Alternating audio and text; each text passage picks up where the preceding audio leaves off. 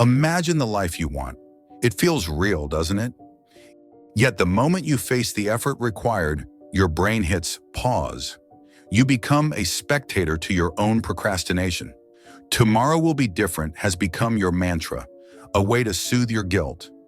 You belong to that frustrating category, the intellectuals of action, those who have the blueprint but never lay the first stone. This isn't a lack of talent, it is conscious self-sabotage. And you can feel it, can't you? You just can't seem to trigger the movement. But understand this. This isn't a design flaw. It's not a lack of intelligence, and it's not a lack of talent. This is purely psychological. What you're experiencing are neural circuits, patterns you've etched into your brain day after day. But here is the good news. What was built can be demolished. What was programmed can be rewritten. But before you change anything, you have to look the truth in the eye. You need to understand the internal mechanics that are paralyzing you. You need to see why you became this way. And only then, you'll have to answer one question. Are you actually ready to act? Something about it. Let me paint a picture of what your life probably looks like right now. You wake up with good intentions. Today is the day you finally start. Today you will work on that project. Today you will take the first step toward your goal. But then you check your phone. You scroll for a few minutes. Those few minutes turn into an hour. Before you know it, half the day is gone. You tell yourself you will start after lunch. Lunch comes and goes. You feel tired. You feel unmotivated. You tell yourself you will start tomorrow when you have more energy. And the cycle repeats. At night, you lie in bed feeling guilty. You are disappointed in yourself. You know you wasted another day. You promise yourself that tomorrow will be different. You make plans in your head. You feel motivated for a moment, but when tomorrow actually comes, the motivation is gone, and you are back to scrolling, back to avoiding, back to doing anything except the thing you know you should be doing. This pattern has been going on for months, maybe even years, and you are starting to wonder if you will ever change. Here is what is happening in your brain. You are living in a constant state of conflict. One part of you wants to achieve great things. That part dreams big. That part sets goals. That part imagines success. But another part of you wants to avoid discomfort. That part wants safety. That part wants ease. That part wants to protect you from failure and rejection and hard work. And right now, the part that wants comfort is winning. Not because you are weak, but because your brain is designed to avoid pain and seek pleasure. That is basic human psychology. When you think about working on your goals, your brain sees it as a threat.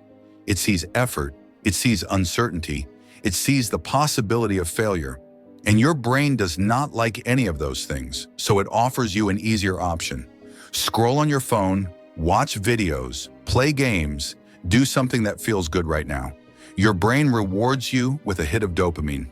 You feel a little better, the discomfort goes away, and your brain learns that avoiding your goals makes you feel good, so it keeps encouraging you to avoid.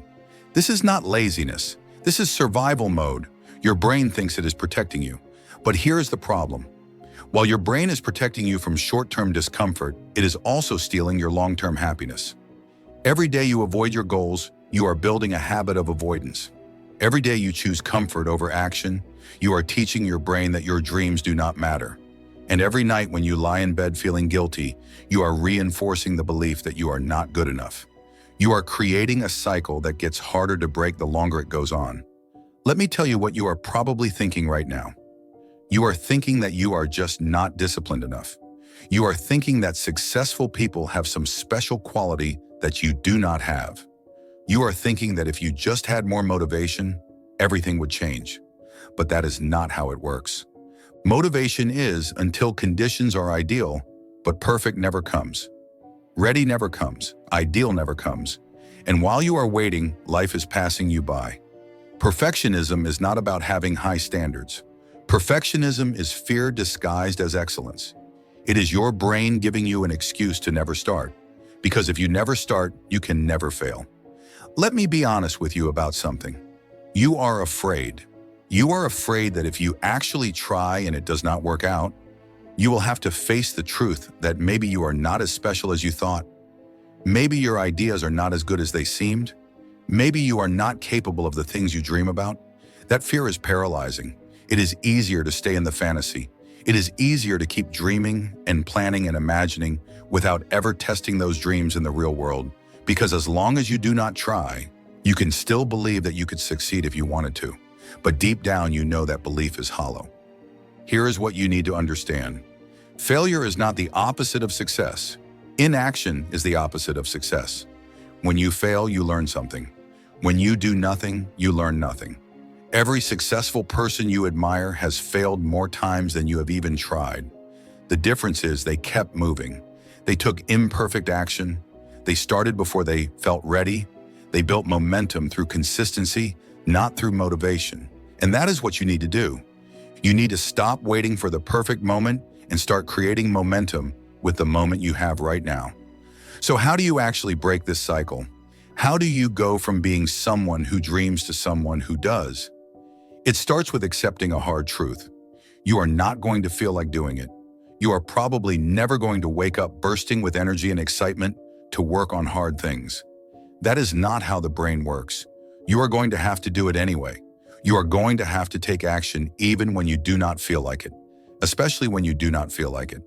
Action is the antidote to fear. By pushing through the resistance, you are rewiring your mind. You are transforming discomfort into a habit. Don't aim for the summit, aim for the first step. Just one thing, 15 minutes, one paragraph, one call. The goal isn't to be perfect. The goal is to be present. It doesn't matter how much ground you cover today, as long as you refuse to remain stationary tomorrow that you do it, and then you do it again tomorrow and the day after that. You are not trying to be perfect. You're trying to be consistent because consistency is what builds habits, and habits are what build lives. Here is the secret that nobody tells you. Discipline feels terrible at first. Your brain will fight you. It will give you every excuse in the book. It will tell you that you are tired, that you deserve a break, that you can start tomorrow. And you are going to have to ignore all of that.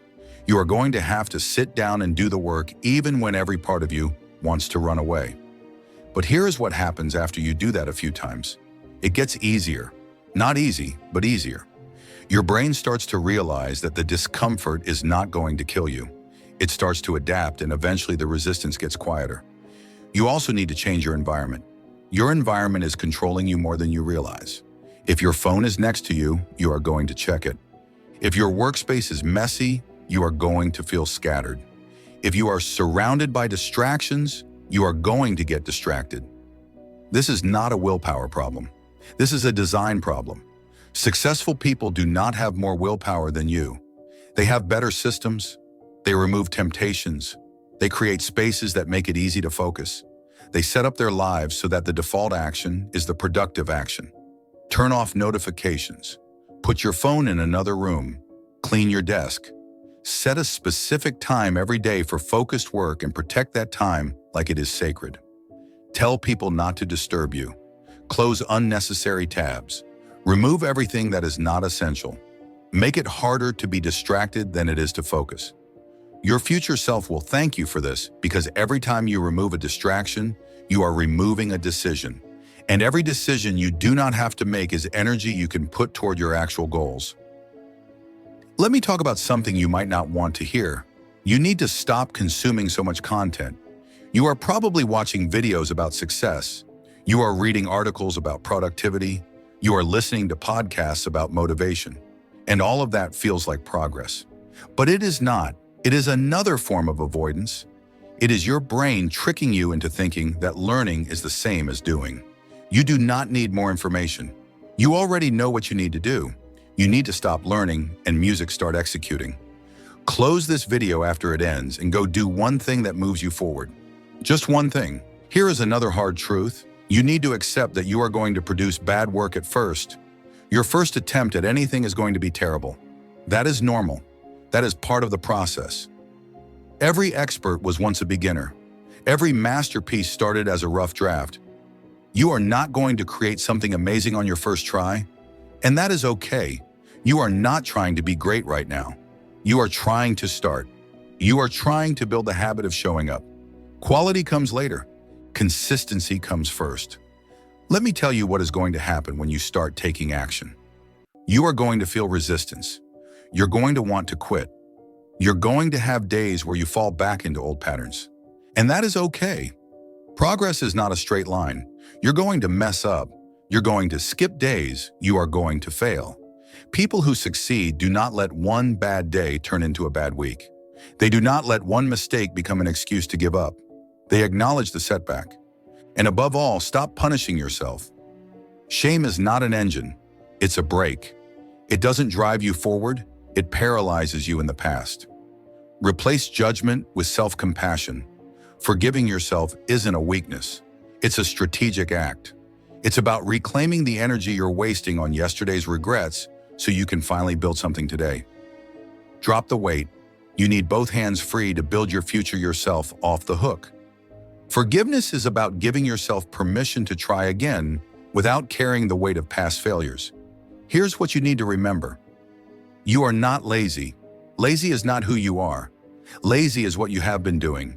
And there is a difference. Who you are is someone with dreams, with potential, with the ability to change. What you have been doing is avoiding discomfort because your brain has not learned yet that discomfort leads to growth. Now you understand the psychology behind your patterns, and understanding is the first step toward change. Stop planning your life and start living it. Stop waiting for motivation and start building discipline. Take one small step today, because that one small step is going to teach your brain that you are serious this time. And if you take another small step tomorrow, that momentum will grow. And before you know it, you will not recognize the person you used to be. You have spent so much time imagining the life you want. Now it is time to build it. Not someday, not when you feel ready. Now you just need to start and then keep going. This path will demand sacrifice, and comfort will be your primary adversary. But that is the price of your freedom. On the other side of this struggle, you won't just find success, you will find your true identity. The version of you that transformed dreams into discipline. Don't make that person wait a single second longer. Go become that builder, starting now.